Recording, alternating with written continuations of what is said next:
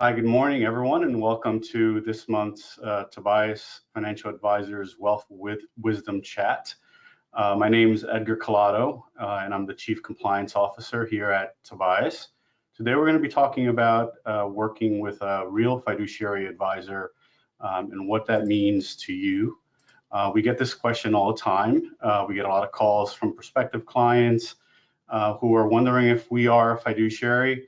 Or don't know, what a fiduciary is. So hopefully we'll be able to answer that question to those of you that might be looking to work with an advisor, or maybe provide a little bit more clarity to those of you that might already be working with us. Feel free to ask questions throughout the presentation. You can do so using the Q&A section on the meeting application, and I'll be sure to answer your questions at the end of the chat. So before getting started, I'd like to kind of just mention our standard disclosure and have it here on the slide. Really, the main point here is that everything that I'll be speaking about today is for information purposes only. It doesn't reflect any rendering of personalized investment advice or any other advice, and we always recommend that you consult with any professionals that you may be working with before you make a decision on any investment or other financial matter. For those of you that don't know us, we are what's called a fee-only registered investment advisor, and we'll learn a little bit more about what that means in a few minutes. We've been in business for over 40 years. We have a great team of professionals with CFPs, we have CPAs, we have CFAs, that are here to help clients with both investment management and comprehensive financial planning. So if you or anyone you know wants to learn more about how we work with our clients, please give us a call. But let's go ahead and get started.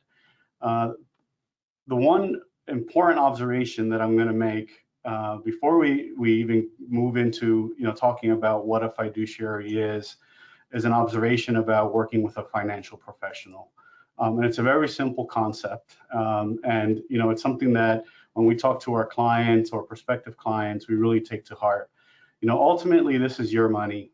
This is money that you've worked hard to save for retirement or to achieve any other goals that you have in life. Don't ever be afraid or ashamed to ask questions.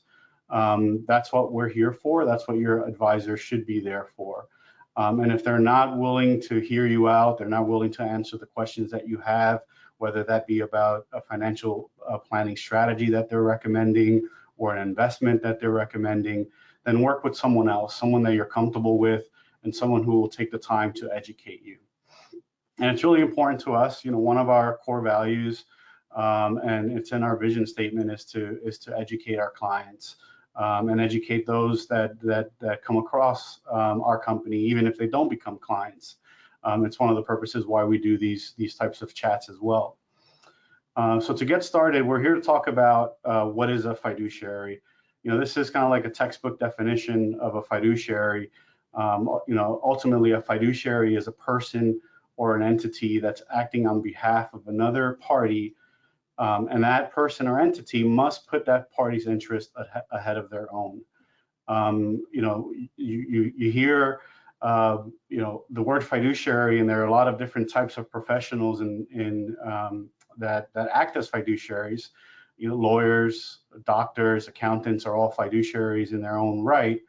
But the key aspect of working with a fiduciary is the client's interest comes first before any conflict of their own. And this means compensation or any other related benefit. And sometimes, and we'll talk about conflicts of interest in a few minutes, there's going to be conflicts. A real fiduciary will A, disclose any conflict that he or she has, but B, they'll also do everything that's possible to mitigate the conflict of interest so it doesn't impact the advice that they're giving to you. For example, you might have divorcing spouses being required to retain separate legal counsel. And that's because you want each party to represent the correct client. We see this in our space as well. If we have clients that are divorcing, or sometimes prospective clients that are divorcing, we make an effort to make sure that they're working with different advisors at the firm, for example, so that there's no conflict of interest. Now, the question that we're here to answer today is my financial advisor a fiduciary? And like I mentioned before, it's a question that we get a lot from prospective clients. Primarily, most of our clients know that we are a fiduciary and that we work as a fiduciary. So I'll be talking about a couple of the key differences between a fiduciary advisor and financial professional who is not a fiduciary.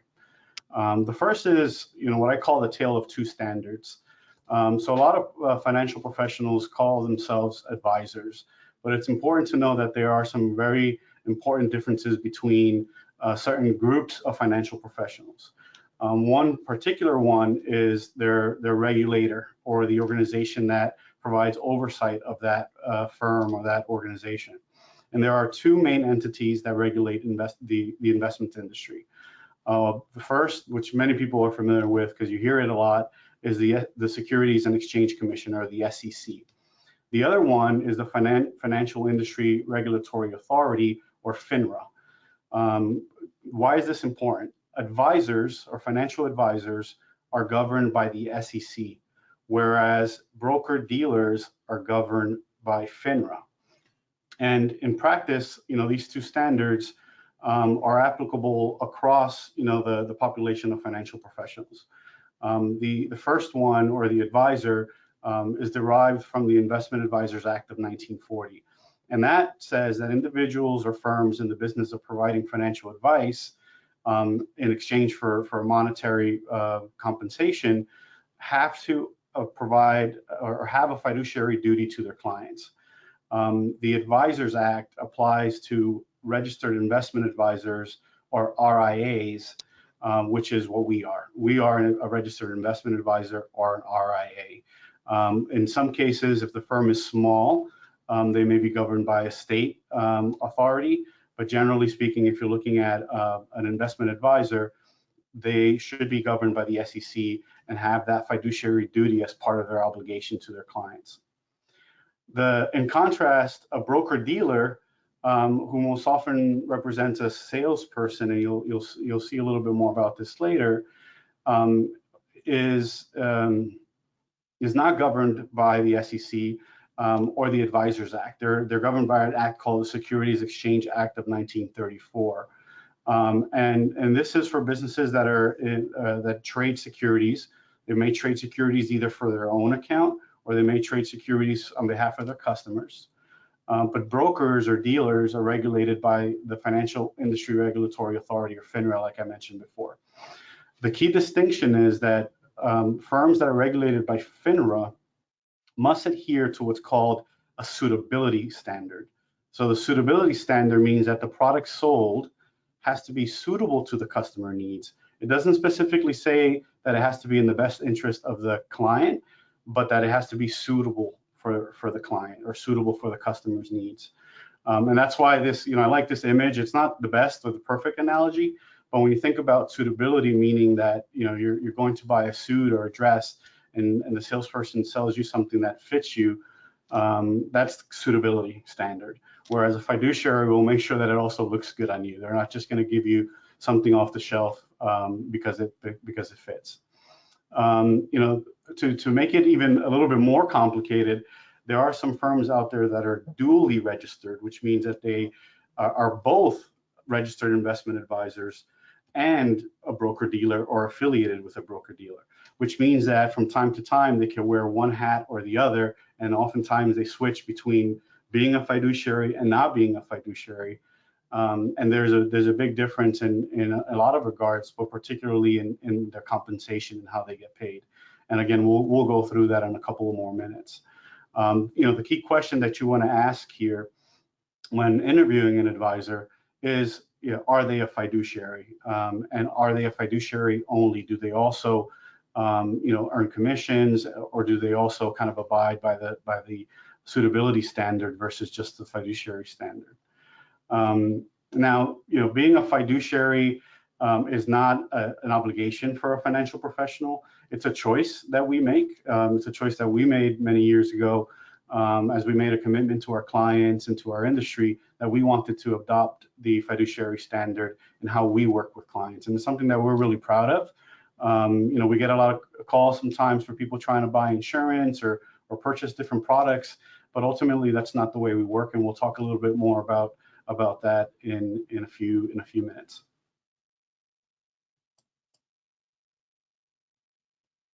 So moving on to how your advisor gets paid. So I mentioned before that we are what's called a fee-only financial advisor, a fee-only financial planner. So what that means is that, as a fiduciary and a fee-only advisor, we provide advice to the client, and we do it always in their best interest. But more importantly, our compensation comes solely from the client. In contrast to earning commissions, and I'll show another image in a couple of seconds here.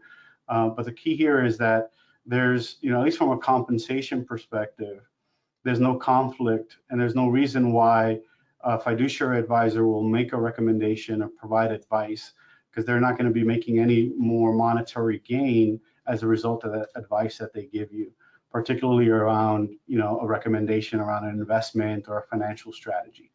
Now, like I mentioned before, there's not, there's never no conflict of interest. There's always some conflict of interest. And what's important is that the advisor that you're working with or the advisor that you're interviewing discloses those conflicts of interest. And there's a couple of places where you can see that. One of the places, it's called Form CRS, or Client Relationship Summary, which is a form that we provide to our clients every year. We provide to new or prospective clients, and it's something that if you're interviewing an advisor, you should be able to request. And there it outlines what the fees are, but additionally it outlines any conflicts of interest that they may have. The primary conflict of interest with the fee-only advisor is because of the way they get paid, and they get paid in one of two primary ways. The first is as a percentage of the assets under management. So the natural conflict of interest there is that they want you to invest more, right? So the more you invest in their company, the higher their overall fee is going to be. Obviously, there's also a benefit to them with your overall investments performing better or well, because as your assets grow, your fee is going to grow as well. Another way that a fee-only advisor can work with you is on a retainer, on a fee, or a financial planning fee basis, not driven by AUM. That eliminates the conflict of interest in regards to the assets under management, and then really truly kind of reflects the fact that you're paying purely for the financial advice, not for performance, not for more assets or anything along those lines. The other side of this is advisors that earn commissions. So broker dealers are generally, like I mentioned before, governed by FINRA. They're broker dealers because they're selling products. As a result of them selling products, they earn commissions. So they might sell mutual funds, insurance, or annuities, all which generate commissions that goes back to the advisor or the broker. This broker in turn provides advice to the client. The issue here is that the client doesn't see how the advisor is getting compensated. A lot of times you speak to prospective clients and they say, well, I'm not paying anything to my advisor. And the reality is that in a backhanded kind of way, they are paying, and a lot of times significant amounts, because some of these products, I'll give you an example, mutual funds, might have 3, 4, 5% load fees, which means every time you buy it, you have to pay a commission. That commission, or at least a portion of that, is going back to your advisor. Now, what complicates it a little further, like I mentioned before, is those firms that are dual registered. So they say, yes, I am a fiduciary, but I'm fee-based. This is very different than fee-only. So this is another distinction that you want to make sure you understand. If an advisor says that they're fee-based, that means that, yes, they work with clients and they collect fees from the clients for their advice, but they also earn commissions from the products that they sell. So while like I mentioned before, they're wearing the fiduciary hat at one point when they're giving you advice, as soon as they're making recommendations to you on products, they're taking that hat off because they can earn commissions based on the products that you invest in and the things that you invest in. The other issue here is, particularly for advisors that work for some of the big financial firms, a lot of these firms have what's called proprietary products.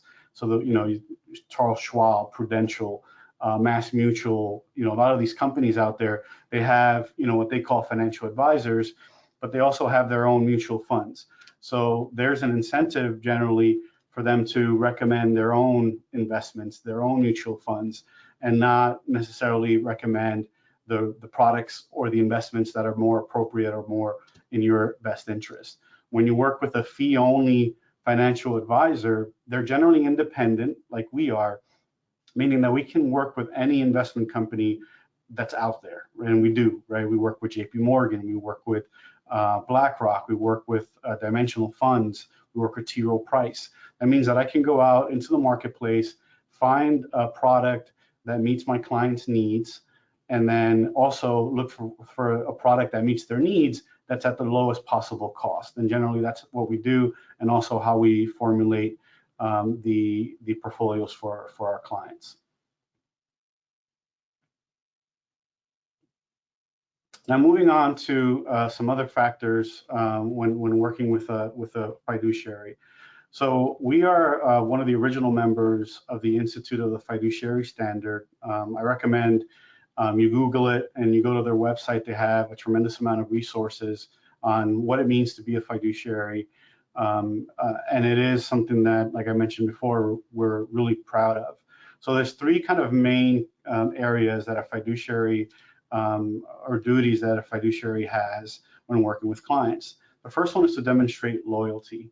And here the loyalty is always to the client, right? And this means a lot of things, some of which I've mentioned already, like declining any sales related compensation. So if I'm getting paid because you're buying a particular mutual fund, it's, even if I'm, the best person in the world, and there are many great advisors out there that do this, because they're getting compensated in that way, it creates a conflict of interest, and their loyalty may not necessarily be in the client. The other one is acting with due care. And I'll talk about one of these, but this is making sure that we take the time to explain agreements. We take the time to do our due diligence in terms of the advice that we're going to provide, and that there's some sound support for any recommendations that we're making. And finally, acting in the utmost good faith.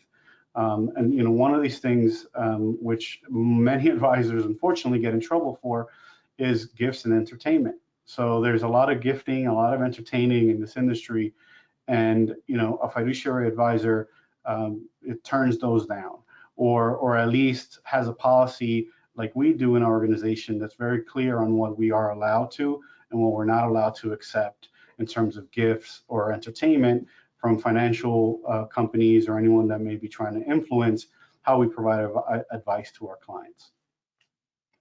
I'm going to talk a little bit more about a couple of these. I mentioned conflicts of interest a little earlier. As a fiduciary, our goal is to avoid conflict of interest. It's really difficult to avoid all conflicts of interest, but we do our best to try to avoid conflict of interest. One of those ways is by remaining independent and not necessarily affiliating ourselves with any major company that might influence how we give advice to clients. Now, we do custody our assets, primarily with TD Ameritrade. We custody our assets with Charles Schwab. So that in itself might be a conflict of interest, meaning, I am going to tell my clients, and we recommend that you custody your assets, which means, if you're going to buy a mutual fund, we don't hold the mutual fund in our accounts, in our books. That mutual fund is held in your name at one of these custodians, right? So that's one way we're mitigating any conflicts, is by working by what we call qualified custodians. However, these custodians, they have a vested interest, obviously, in us getting more business and us growing our assets under management, because they do make money off of, the investments that they hold in a number of different ways. So, while we prefer to work with TD Ameritrade or Charles Schwab, we're not obligated to in any way. If we have clients that come to us and say, hey, I want to keep my money at this particular custodian, Many times we could still work with them. There are some technical logistics that need to be overcome so we can get access to the data and maybe trade for you. But there's no obligation on our part to custody with any of these custodians. And they, a lot of times the custodians also offer consulting for financial advisors, or they give us technology that we use. And that does present a conflict as well, because now, I'm potentially getting access to something that I wouldn't be getting access to if I didn't bring my clients to them. The way we mitigate this is by investing in our own technology. So, some advisors might use the TD Ameritrade platform exclusively for all their client information. We don't, right? We invest in our own client relationship management software called Salesforce, and that's where we maintain our client data and all our communication and internal transactions and workflows. Additionally, we have an independent portfolio accounting system where we go out and we get the data from the custodians so that we can do all of our reporting, we do our billing, et cetera. So we're not necessarily beholden to any one of those custodians to do some of the fundamental things that we need to do, like trading, running statements or invoicing. In terms of acting with due care, an advisor is required to maintain a professional knowledge and competence. That means that, and this is another very confusing area in terms of financial advisors and different types and different certifications. The reality is that you can become a registered investment advisor very easily by taking an exam that doesn't take more than a couple of months to study and is very, very simple. And you can become a registered investment advisor and call yourself an investment advisor. Most fiduciary advisors, however, take that to another level by obtaining more advanced degrees or certification. In our case, like I mentioned earlier, all of our registered investment advisors are required to possess the CFP, or the Certified Financial Planner certificate. We have CPAs that in their own way are also fiduciaries, and some that have a CFP. And then we also have a Chartered Financial Analyst, which is another kind of level of certification and industry knowledge that's available for financial professionals. So when you're interviewing or working with a financial advisor, you want to understand exactly what's their education, their certification, and what are they doing to maintain that. And finally, acting in utmost good faith means charging reasonable fees, but also disclosing and fully explaining those fees. So when a client signs up with a fiduciary advisor, they normally sign an investment agreement or some sort of agreement. That's what we do. In that agreement, we clearly disclose what the fee on the investments is going to be, and for the work that we're doing. The same thing if we're doing financial planning, we kind of outline, here's what we're doing and here's the fee for financial planning. So if someone doesn't tell you exactly how they're getting paid, or if a financial advisor tells you that they're not getting paid, or that you don't have to pay them to work with you, then you know that there's something behind the scenes, because ultimately they need to be compensated. That might be driving the advice that they're providing to you. And then the last slide, I'm not going to kind of read through all of this here, but it's just some sample questions for you to ask. You can ask this of your existing financial advisor, or you can ask it of a financial advisor that you may be interviewing. The one that I like the most here, or one of the ones that I like the most, because I really like them all, is number 3, is do you accept referral fees? So this is another area where conflicts of interest are important. So we often refer our clients to CPAs, attorneys, insurance agents, and we do it without accepting any referral fees or any compensation in return. And normally, we select these professionals because we believe, after doing some due diligence, that they are the professionals that are in the best interest for our clients. Some financial advisors will make recommendations for professionals, but they're also collecting referral fees. So that's something that you want to understand. If someone says, yes, you should go work with this attorney, you want to know whether or not there's some sort of kickback coming back from that attorney. The other question is around, I would say, number 6. And this is an area that's, the information is out there and just most people don't take the time to research it. But both the SEC and FINRA, they, like I mentioned before, regulate advisors and financial professionals, but they also discipline them. And these disciplinary measures are very well documented on their websites. So I would go to the SEC or FINRA website and look up the financial advisor that you're working with, whether it be the individual or the firm, or if you're interviewing or speaking to a financial advisor or a firm, look them up either on the SEC or FINRA website to see if there are any what we call disclosures, any disciplinary items that have been disclosed, and that'll tell you, a little bit about the type of firm or individual that you're looking to work with. We take a lot of pride in not having any disclosures or any disciplinary items on our record. When we recruit for new advisors, we don't hire advisors that come with disciplinary items on their record either. So we take a lot of pride in that, and it's something that we will continue to be doing and to monitor. So with that, I am going to jump to questions, and I'm going to take a quick look here at the Q&A section to see what questions have come in.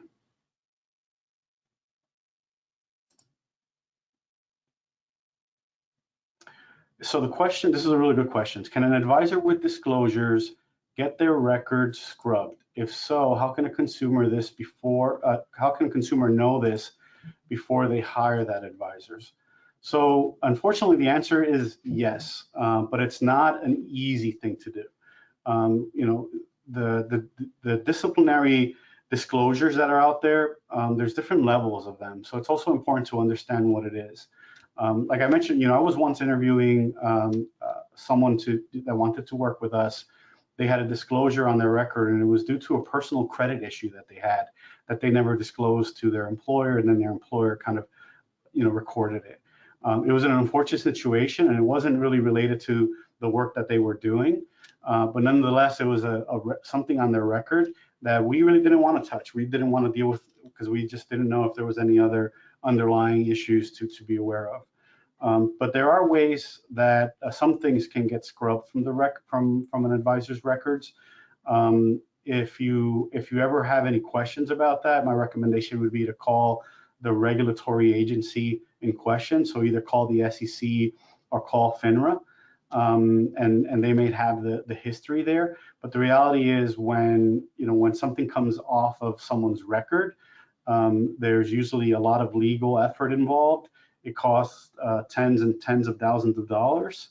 And it's very unlikely that if they've won a legal battle or a legal issue with the SEC or FINRA, that information could be legally disclosed. So I would say it's going to be fairly difficult to find it. Let me just take a look to see if I have any other questions.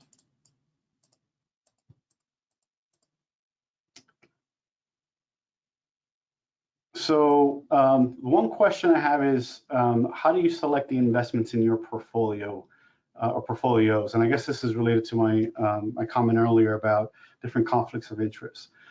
So we have an investment committee that meets once a month, and the investment committee continuously monitors our client portfolios and then all the investments that we have our clients in.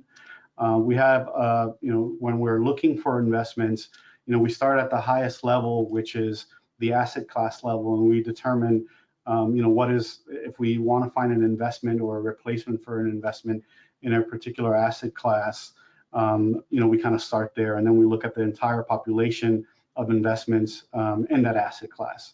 In addition to doing that, we then go through various sources of screening and research to identify all the different mutual funds or ETFs that might be available that satisfy that asset class that we're trying to fill.